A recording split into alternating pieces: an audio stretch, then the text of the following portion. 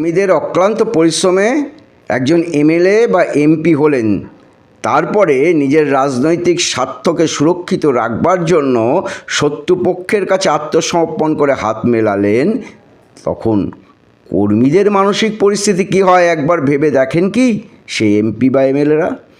একবারও দেখেন না। কেউ বা নিজেদের রাজনৈতিক উচ্চাকাঙ্ক্ষাকে চরিতার্থ করবার জন্য, ক্ষমতাকে ভোগ করবার জন্য এবং লড়াইয়ের আর কোনো রকম মানসিকতা না থাকবার জন্য শত্রুর সাথে হাত মিলিয়ে সেজে যান কেউ মির্জাফর কিংবা কেউ ঘসির বেগম।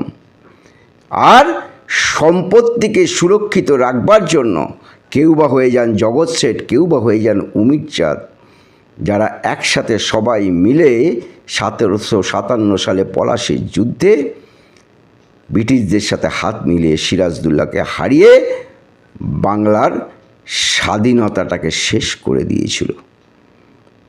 আর তারপরে কোনো যুবকের আর রাজনৈতিক কোনো কর্মকাণ্ডের সাথে যুক্ত হওয়ার কি সদিচ্ছা জাগে?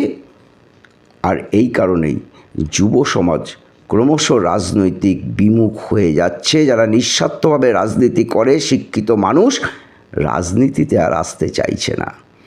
আমার কথাটা যদি সঠিক বলে মনে হয় লাইক, কমেন্ট বা শেয়ার করবেন, সমালোচনাও করতে পারেন, তবে গঠনমূলক সমালোচনা করুন, এটাই একান্ত অনুরোধ।